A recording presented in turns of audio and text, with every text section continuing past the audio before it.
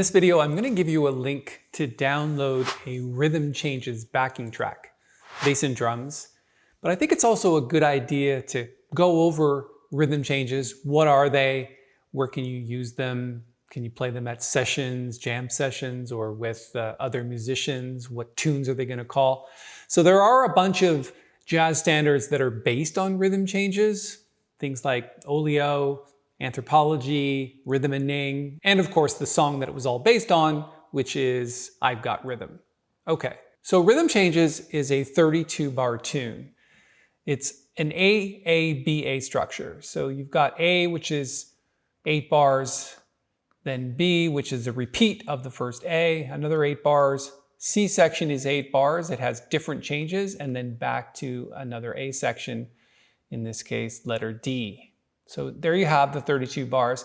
And I think it's a good idea for us to discuss the actual changes. So let's go ahead and do that. So in the A section, which repeats essentially 3 times, you've got 1, 6, 2, 5. And then it repeats, but instead of going to 1, I like to go to 3, which is almost the same as 1. It just has a different root. And then you've got 3, 6, 2, 5. And then you've got a 2, 5, 1 of E flat, and then a 4 of E flat, or 4, 7 chord. And then you've got 1, 6, 2, 5. So this section here, this one here, and this one here, each of those 2 bars are essentially the same. The only difference is these other 2 bars here, which is based in the key of E flat. So the tune is moving into E flat or 4 of 1 for a little bit. And then B section is exactly the same, and then you get to the bridge, and it's all 7 chords. So you've got 3, 7, 6, 7, 2, 7, and 5, 7. And then of course, it goes back to A section. Now, this is really important because it allows you to get these 3, 6, 2, 5, 1 progressions under your fingers, or 1, 6, 2, 5, 1. So what I might suggest is that you start out with simple comping in the left hand, like B flat major 7, G7, C minor 7, to F7. So something like that.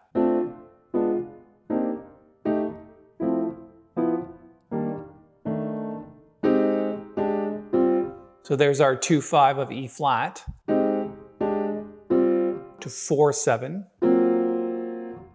back to 1, 6, 2, 5. Now the voicings that I'm using for my left-hand comping are essentially rootless voicings. I've got other videos that talk about how to put those voicings together. I'm going to throw a link up here in the corner to that. I'm not going to get into too much detail about the actual voicings themselves. So the practice routine is going to be this. Like you heard off the beginning of this video, you've heard the bass and drums backing track. And what I'm going to do is play a couple of choruses for you in just a moment. But my thought process is play left-hand voicings on the ands of the beat.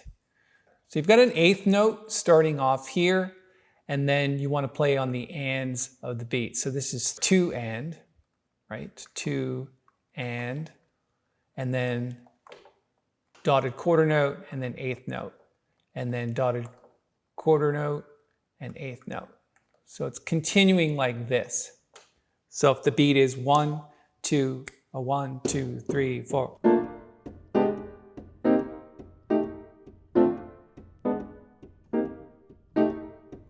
Okay, so keeping that beat going and then playing whatever chords and scales in the right hand you want to do for soloing. Again, I've got tons of videos on this channel about how to solo over these things, but some ideas might be first just to spell the chords.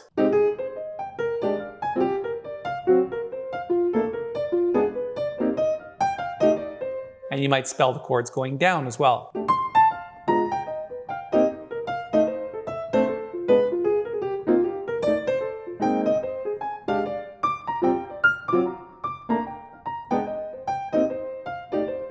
And then putting the 2 together. Some go up, some go down.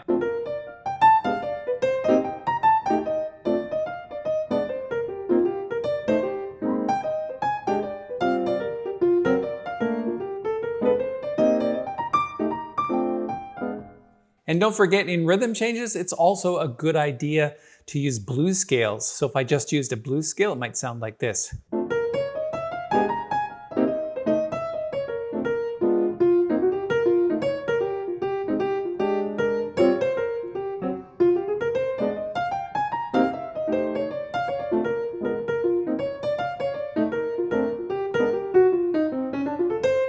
So you get the idea. Then when we get into the bridge, it gets a little bit easier because it's only one chord every 2 bars.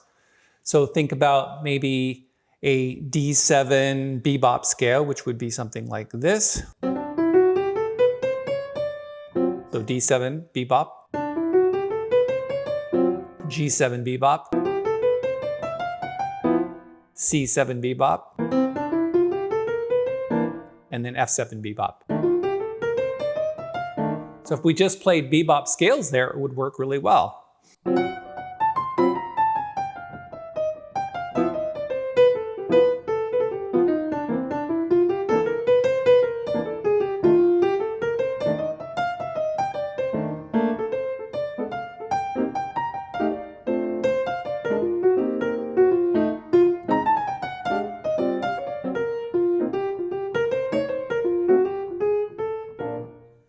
Another thing that I wanted to point out is a very common thing that musicians often do in the last A section is instead of playing a 2-5-1 of E flat,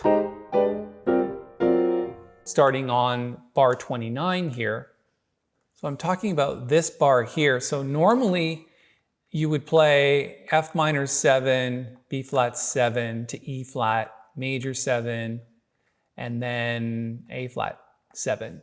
But there is what we call a line cliche that musicians often use, that the bass is going up like this.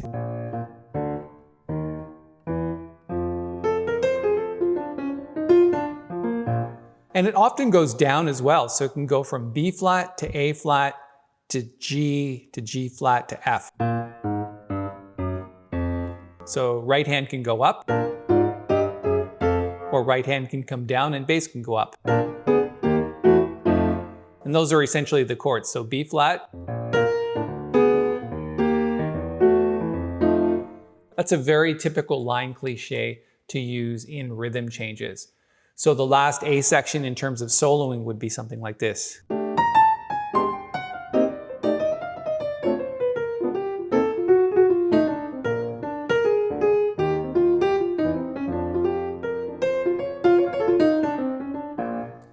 So you see, in that last A section, I switched it up from these changes here to these ones just below it. Okay, what I'm going to do now is play a couple of choruses for you, give you an idea, and then as soon as we come back, I'm going to give you a link to download the bass and drums backing track that I'm going to use in this recording.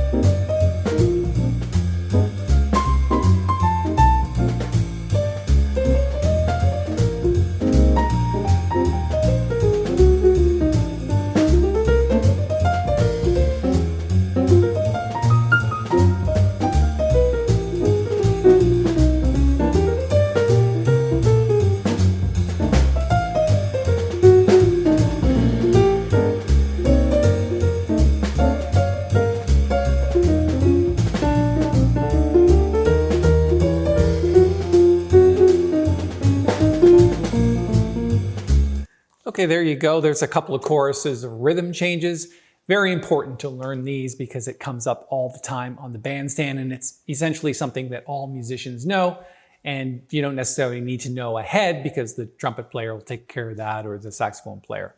Okay, so let me post a link to the backing track that I created. It is bass and drums. Now, I played left-hand bass on a keyboard and then put some real drums over top. So I'm going to throw that link up here in the corner. You can just go and download that. And as you're doing that, please look around jazzmental.com because there's a lot of other sheet music available and some lessons and just a ton of stuff there for you to check out. So please go and thoroughly look through jazzmental.com and see if you can find something that can help you. And also, if there's other questions that you have about this particular tutorial, you can put them in the comments below. And if you like the video, go ahead and give it a thumbs up. I'd really appreciate it. And when you subscribe to the channel, hit the little bell because I'll notify you of the upcoming videos that we're making. Thanks so much for your time. We'll see you in the next video.